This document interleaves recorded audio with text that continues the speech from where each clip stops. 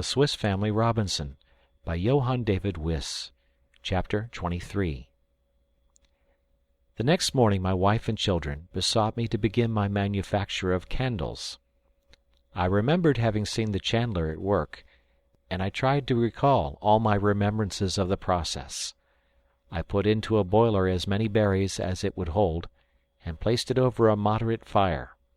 The wax melted from the berries and rose to the surface, and this I carefully skimmed with a large flat spoon, and put in a separate vessel placed near the fire.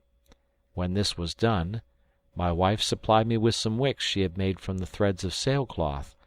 These wicks were attached, 4 at a time, to a small stick. I dipped them into the wax, and placed them on 2 branches of a tree to dry. I repeated this operation as often as necessary to make them the proper thickness, and then placed them in a cool spot to harden.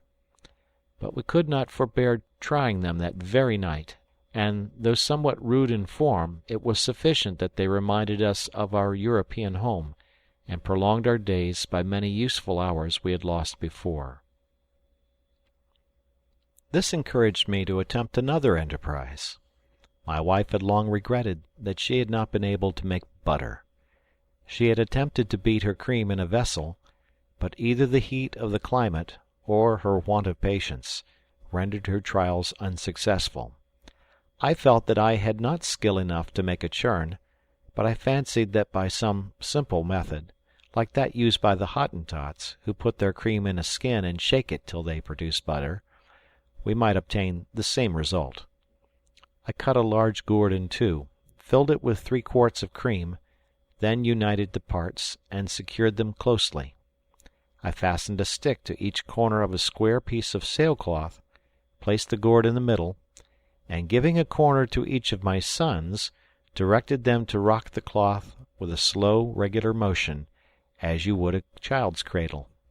This was quite an amusement for them, and at the end of an hour my wife had the pleasure of placing before us some excellent butter. I then tried to make a cart, our sledge being unfitted for some roads. The wheels I had brought from the wreck rendered this less difficult, and I completed a very rude vehicle, which was nevertheless very useful to us. While I was thus usefully employed, my wife and children were not idle. They had transplanted the European trees, and thoughtfully placed each in the situation best suited to it. I assisted with my hands and counsels. The vines we planted round the roots of our trees, and hoped in time to form a trellis work. Of the chestnut, walnut, and cherry trees, we formed an avenue from Falcon's Nest to Family Bridge, which, we hoped, would ultimately be a shady road between our 2 mansions. We made a solid road between the 2 rows of trees, raised in the middle and covered with sand, which we brought from the shore in our wheelbarrows. I also made a sort of tumbrel, to which we harnessed the ass to lighten this difficult labor. We then turned our thoughts to Tent House, our first abode, and which still might form our refuge in case of danger. Nature had not favored it, but our labor soon supplied all deficiencies. We planted round it every tree that requires ardent heat, the citron, pistachio, the almond, the mulberry, the Siamese orange, of which the fruit is as large as the head of a child, and the Indian fig with its long prickly leaves, all had a place here. These plantations succeeding admirably, we had, after some time, the pleasure of seeing the dry and sandy desert converted into a shady grove, rich in flowers and fruit.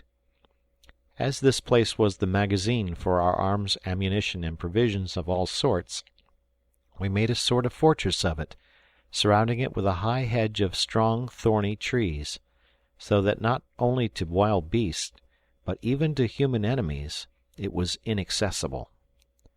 Our bridge was the only point of approach, and we always carefully removed the first planks after crossing it. We also placed our 2 cannon on a little elevation within the enclosure, and, finally, we planted some cedars near our usual landing place, to which we might at a future time fasten our vessels. These labors occupied us 3 months, only interrupted by strict attention to the devotions and duties of the Sunday. I was most especially grateful to God for the robust health we all enjoyed in the midst of our employments. All went on well in our little colony. We had an abundant and certain supply of provisions, but our wardrobe, notwithstanding the continual repairing my wife bestowed on it, was in a most wretched state, and we had no means of renewing it, except by again visiting the wreck, which I knew still contained some chests of clothes and bales of cloth. This decided me to make another voyage. Besides, I was rather anxious to see the state of the vessel. We found it in much the same condition we had left it, except being much more shattered by the winds and waves. We selected many useful things for our cargo. The bales of linen and woolen cloth were not forgotten, some barrels of tar, and everything portable that we could remove, doors, windows, tables, benches, locks and bolts, all the ammunition, and even such of the guns as we could move. In fact, we completely sacked the vessel, carrying off after several days' labor all our booty, with the exception of some weighty articles, amongst which were 3 or 4 immense boilers intended for a sugar manufactory.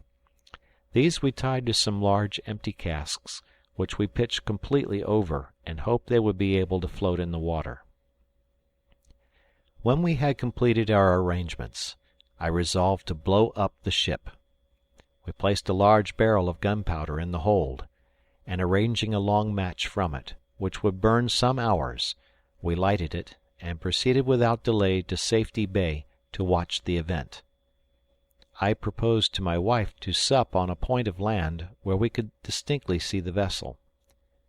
Just as the sun was going down, a majestic rolling, like thunder, succeeded by a column of fire, announced the destruction of the vessel which had brought us from Europe, and bestowed its great riches on us.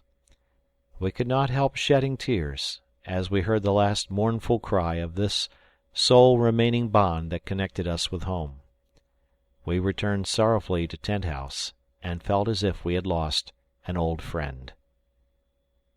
We rose early next morning, and hastened to the shore, which we found covered with the wreck, which, with a little exertion, we found it easy to collect. Amongst the rest were the large boilers. We afterwards used these to cover our barrels of gunpowder, which we placed in a part of the rock, where, even if an explosion took place, no damage could ensue. My wife, in assisting us with the wreck, made the agreeable discovery that 2 of our ducks and 1 goose had hatched each a brood, and were leading their noisy young families to the water. This reminded us of all our poultry and domestic comfort at Falcon's Nest, and we determined to defer for some time the rest of our work at Tent House, and to return the next day to our shady summer home. End of chapter.